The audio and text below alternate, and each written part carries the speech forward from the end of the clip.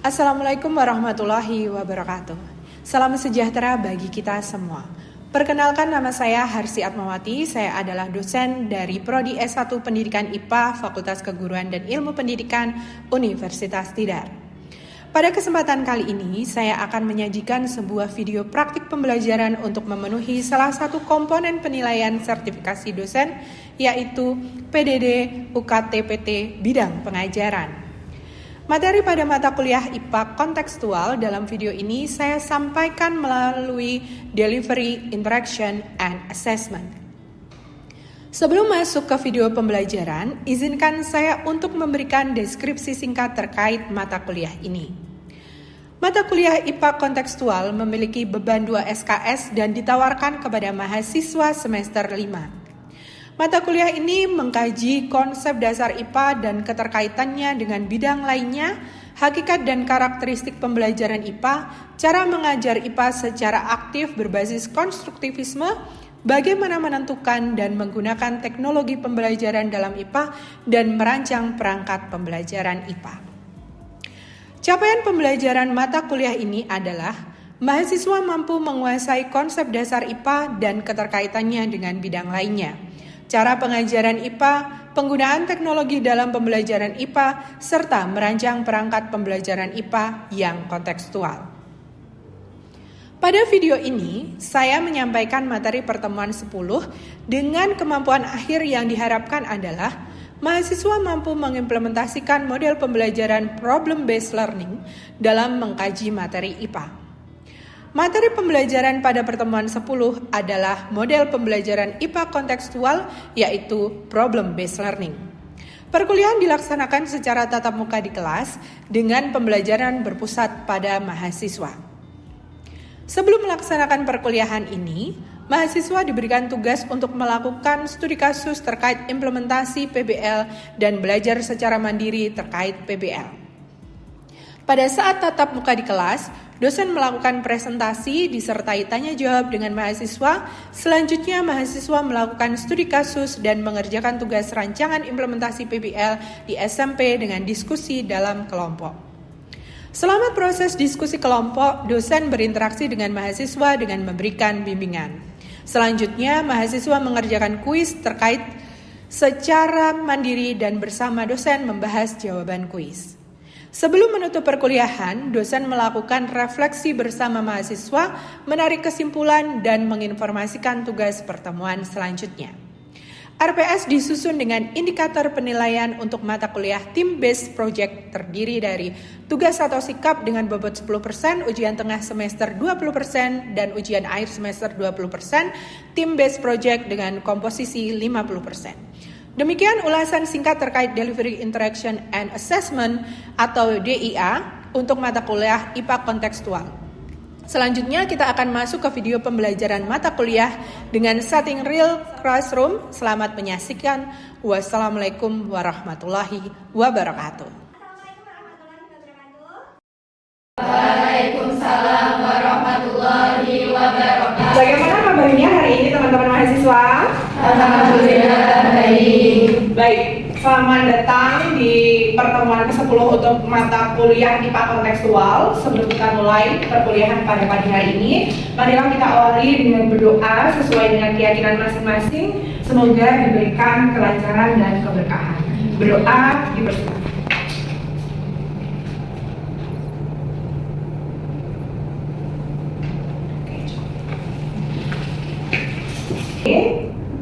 Kita akan belajar tentang model pembelajaran problem-based learning. Ya, teman-teman mahasiswa, sebelumnya sudah saya berikan tugas untuk belajar secara mandiri terkait pengertian PBL, kemudian sintaks dalam PBL, karakteristik PBL, serta sudah saya minta membaca artikel terkait implementasi PBL pada pembelajaran IPA di SMP. Sudah dikerjakan ya semuanya? Ya. Oke, tadi juga sebelum perkuliahan saya cek dan alhamdulillah teman-teman semuanya sudah melengkapi tugas dengan sangat baik. Tepuk tangan untuk kalian semua.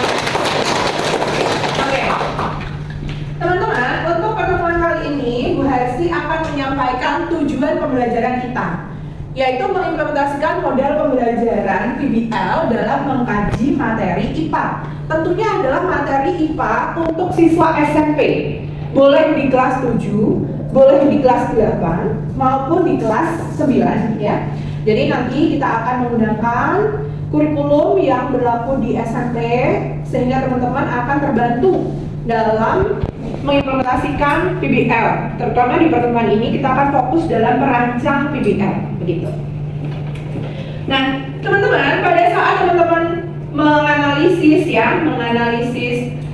artikel terkait PBL, nah teman-teman menemukan suatu permasalahan ya yang merupakan fokus dari model PBL itu. Ada yang bisa menyampaikan contoh masalah yang ditemukan di artikelnya? Saya Ibu, dari yang saya baca contohnya adalah permasalahannya adalah polusi udara yang terjadi di Jawa Tengah. Oke, baik, terima kasih. Nah, polusi udara yang terjadi di Jawa Tengah itu dapat diangkat sebagai fokus dalam implementasi PBL.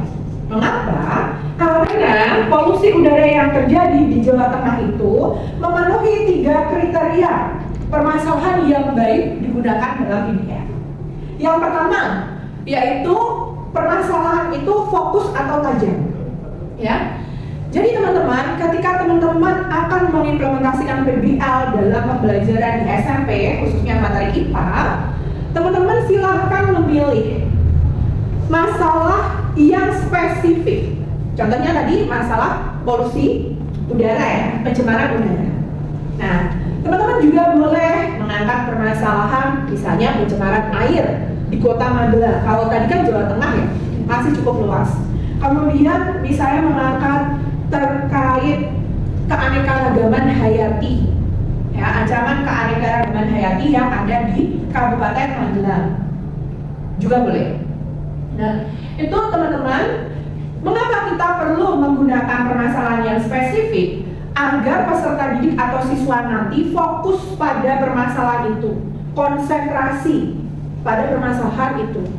Kalau permasalahannya terlalu luas, nanti peserta didik atau siswa SMP itu akan kebingungan, begitu. Yang kedua, permasalahan yang bagus diangkat dalam PBL itu realistis dan relevan. Ya. Usahakan permasalahan yang teman-teman angkat dalam PBL itu adalah permasalahan yang ditemui oleh siswa dalam kehidupan sehari-hari. Mengapa? Ketika teman-teman mengangkat permasalahan yang relevan dalam kehidupan sehari-hari, siswa itu tidak akan bertanya-tanya, Bu, mengapa ya saya harus belajar terkait materi ini? Ketika teman-teman misalnya mengangkat permasalahan polusi udara seperti yang disampaikan tadi ya, siswa akan belajar terkait faktor penyebab polusi udara, dampak dari polusi udara, sehingga mereka ketika menggunakan PBL dengan topik polusi udara gitu ya, mereka akan sadar, oh ini permasalahan memang terjadi di sekitar saya. Jadi pembelajarannya itu akan lebih bermakna, kontekstual. Harapannya dengan belajar menggunakan PBL dan mengangkat permasalahan terkait polusi udara, mereka akan memikirkan solusi permasalahan itu dan bisa mengimplementasikan dalam kehidupan sehari-hari. Sehingga kita perlu memilih permasalahan itu yang realistis dan relevan.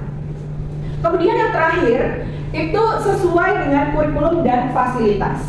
Teman-teman, ketika nanti teman-teman ke sekolah sebagai pendidik atau pada saat teman-teman mengajar pada kegiatan magang ya, teman-teman dapat melakukan analisis terlebih dahulu, bertanya kepada guru ya, kurikulum apa yang digunakan di sekolah tersebut. Sehingga nanti dalam mengimplementasikan, misalnya mengimplementasikan PBL, teman-teman itu akan menyesuaikan implementasi itu dengan kurikulum yang berlaku. Kalau sekolahnya menggunakan kurikulum merdeka, silahkan implementasi dari PBL itu juga disesuaikan dengan kurikulum merdeka. Ya. Ketika sekolah menggunakan pendekatan pembelajaran mendalam, silahkan teman-teman menyesuaikan implementasi dari PBL itu dengan pendekatan mendalam. Begitu.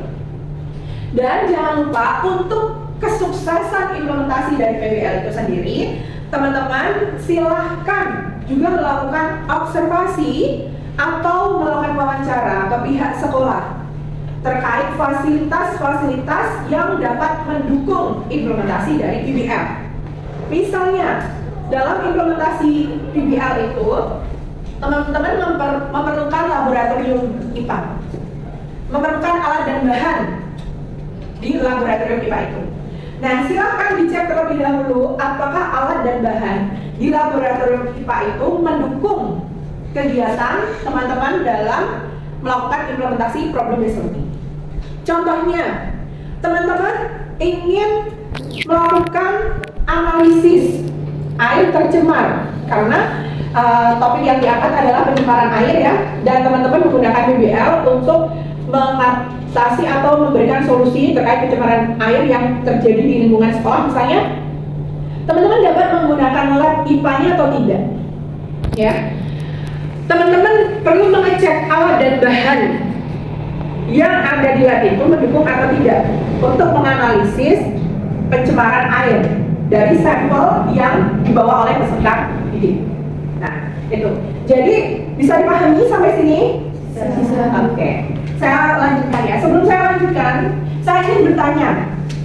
Karena teman-teman kan sudah mempelajari tentang PBL, sudah membaca artikelnya. Tadi sudah saya jelaskan tentang karakteristik ya, kriteria dari permasalahan yang baik diangkat dalam PBL. Ada yang tahu manfaat dari PBL itu apa? Saya, Bu. Oke. Jadi manfaat dan keunggulan PBL itu ada 3. Yang pertama ada kemandirian siswa. Terus yang kedua itu ada keterampilan kolaboratif. Terus yang ketiga ada penyelesaian masalah holistik. Oke. Baik, tepuk tangan untuk teman kita. Ya, terima kasih untuk jawabannya. Nah, ini adalah beberapa keunggulan atau manfaat dari kita mengimplementasikan problem based learning. Yang pertama adalah kemandirian siswa. Jadi, ketika teman-teman sebagai pendidik kemudian mengimplementasikan PBL ke siswa SMP, kita melatihkan kemandirian siswa. Mengapa? Karena dalam proses pembelajaran IPA itu dengan model PBL, guru tidak hanya mentransfer pengetahuan ke peserta didik, dan peserta didik tidak hanya menerima secara pasif ilmu dari gurunya. Dengan implementasi PBL, ya, peserta didik itu akan menganalisis permasalahan, kemudian nanti juga menganalisis data, kemudian mereka juga akan memikirkan solusinya. Jadi di sini siswa akan mandiri belajar, mandiri berpikir terkait bagaimana cara menyelesaikan permasalahan tadi. Yang kedua, keterampilan kolaboratif. Dalam keterampilan kolaboratif ini, nanti teman-teman dalam implementasi PBL itu kan ada kegiatan diskusi ya. Nah, pada saat berdiskusi, itu peserta didik akan menyampaikan gagasan, yang lainnya akan menyimak. Dan itu terjadi interaksi antar peserta didik dalam kelompok. Mereka akan bekerja sama ya untuk memahami permasalahan yang diangkat. Selain itu mereka juga akan bekerja sama untuk memikirkan solusi dari permasalahan itu. Jadi selain mereka aktif belajar secara mandiri, mereka juga akan belajar untuk berkolaborasi dengan temannya. Kemudian menyelesaikan masalah secara holistik. Nah, karena permasalahan itu merupakan fokus utama dalam dalam problem based learning, maka peserta didik itu akan berusaha memahami, menganalisis, menyelesaikan masalah atau memberikan solusinya secara sistematis, secara menyeluruh seperti itu, ya. Oke. Kemudian saya ingin bertanya, setelah tadi kita mengetahui manfaatnya, ya, ciri-ciri dari PBL itu seperti apa? Ya, silakan. Ciri-ciri dari PBL itu siswa itu terlibat aktif dalam pembelajaran dan proses dalam pembelajaran yang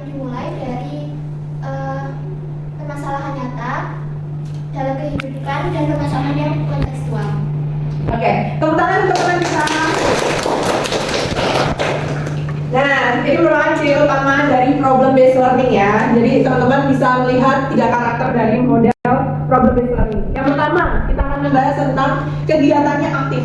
Nah, karena problem based learning ini merupakan model pembelajaran yang berpusat pada peserta didik atau pada siswa, maka kegiatan itu akan mengaktifkan siswa dalam belajar. Tidak hanya siswa itu menerima ilmu atau pengetahuan dari guru secara pasif, tapi mereka akan aktif belajar, aktif berpikir, aktif mencari solusi, dan aktif memahami permasalahan itu. Nah, kemudian masalah sebagai kata kunci. Problem based learning ketika diterapkan di siswa SMP gitu ya, itu akan fokus pada permasalahan yang relevan, kontekstual, kemudian yang masalah yang spesifik, sehingga pembelajarannya akan menjadi bermakna. Kemudian yang terakhir adalah pendekatan ilmiah. Nah, ini merupakan karakteristik dari PBL, di mana penyelesaian masalah itu secara sistematis menggunakan metode ilmiah. Baik, oke. Pada saat kita mengimplementasikan PBL, ya, ini ada beberapa ahli yang menjelaskan tentang langkah-langkah implementasi PBL dalam pembelajaran. Teman-teman bisa menggunakan pendapat John Dewey atau Johnson & Johnson. Jadi monggo mau menggunakan yang mana.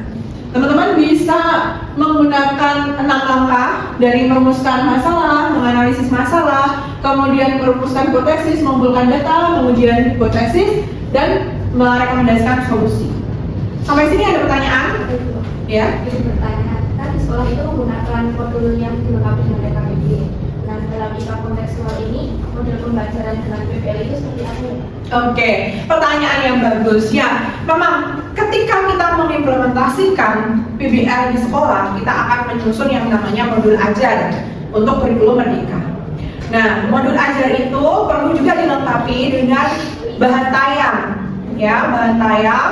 Kemudian juga dilengkapi dengan LKPD juga boleh. Nah, di sini saya ingin memberikan contoh ya terkait bahan tayang dan LKPD yang saya susun. Ini bisa digunakan sebagai gambaran.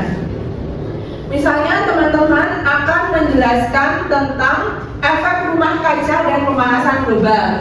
Ya, teman-teman bisa menyusun bahan tayang seperti ini. Kemudian teman-teman bisa mengangkat permasalahan kontekstual yang ada dalam kehidupan kita. Itu misalnya teman-teman mengambil foto, ya, foto dari internet, atau misalnya teman-teman mengambil foto fenomena kejadian di sekitar teman-teman, ya, permasalahan. Misalnya di sini gambar, kemudian boleh juga berita, judul berita, atau teman-teman juga bisa menggunakan artikel berita terkait ekologi manusia. Nah, materinya, bahan tayangnya sudah teman-teman siapkan.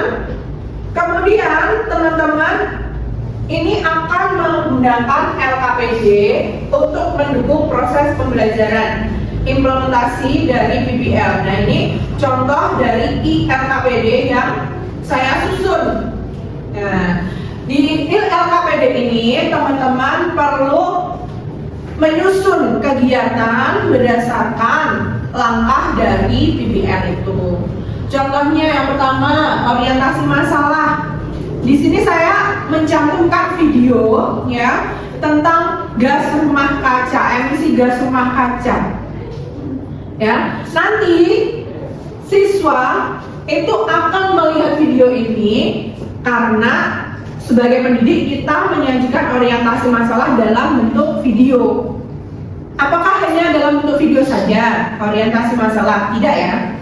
Teman-teman bisa menyajikan artikel berita ya, sehingga peserta didik itu mengenal permasalahan yang akan menjadi fokus utama dalam pembelajaran PBL.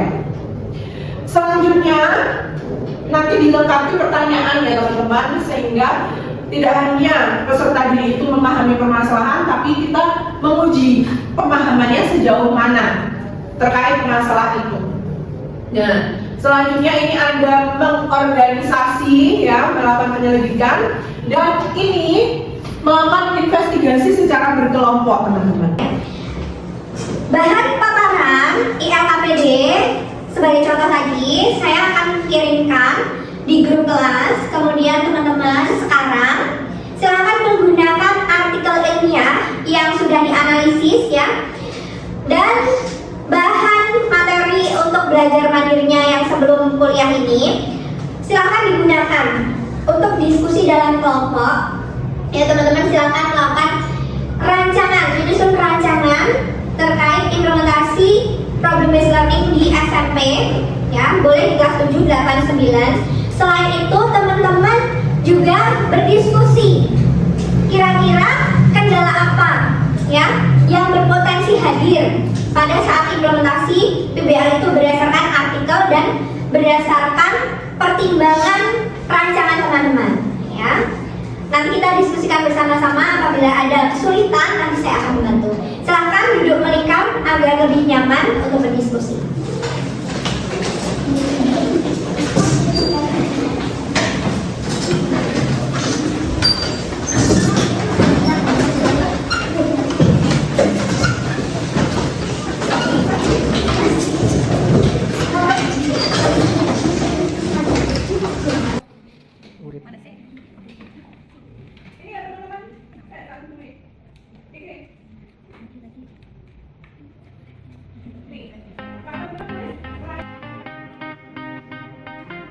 Teman-teman, karena waktu untuk diskusinya sudah selesai, silahkan kembali ke posisi semula ya.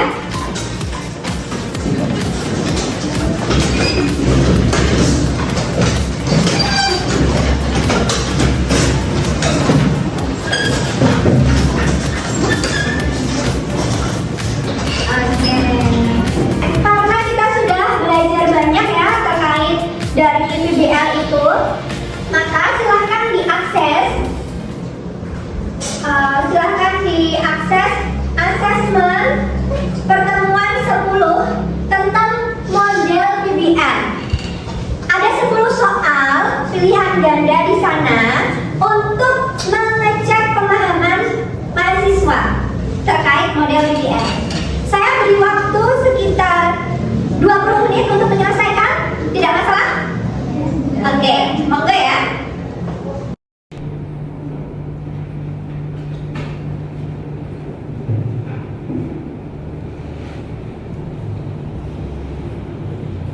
Baik, setelah kita belajar banyak ya pada hari ini, ada yang ingin melakukan refleksi terkait pembelajaran di pertemuan 10 ini? Saya Oke ya. dari pembelajaran pertemuan yang telah dilalui pada hari ini, saya mungkin telah belajar yang pertama mengetahui tentang manfaat dari PBL, lalu ciri-ciri, dan juga kami juga mulai belajar tentang cara merancang bagaimana PBL yang baik itu disusun. Baik, terima kasih. Nah, teman-teman tadi sudah belajar ya, baik secara mandiri maupun secara berkelompok terkait problem based learning. Dan dari kegiatan hari ini, teman-teman sudah memahami bahwa problem based learning itu merupakan suatu model pembelajaran ya, yang berdasarkan konstruktivisme, di mana peserta didik itu aktif membangun pengetahuannya ya, tidak berperan secara pasif. PBL itu pembelajaran yang berpusat pada siswa, kemudian tadi juga memberikan manfaat pada peserta didik, di mana peserta didik itu bisa belajar secara mandiri dan juga mereka bisa menyelesaikan permasalahan, kemudian mereka juga bisa berkolaborasi. Nah, teman-teman juga sudah memahami terkait ciri-ciri dari PBL itu sendiri seperti apa.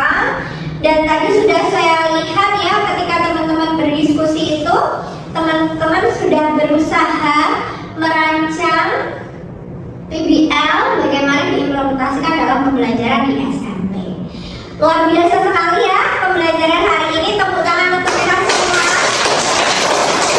Dan untuk pertemuan selanjutnya, saya harap teman-teman belajar semangat seperti ini tadi, untuk memahami tentang model project based learning.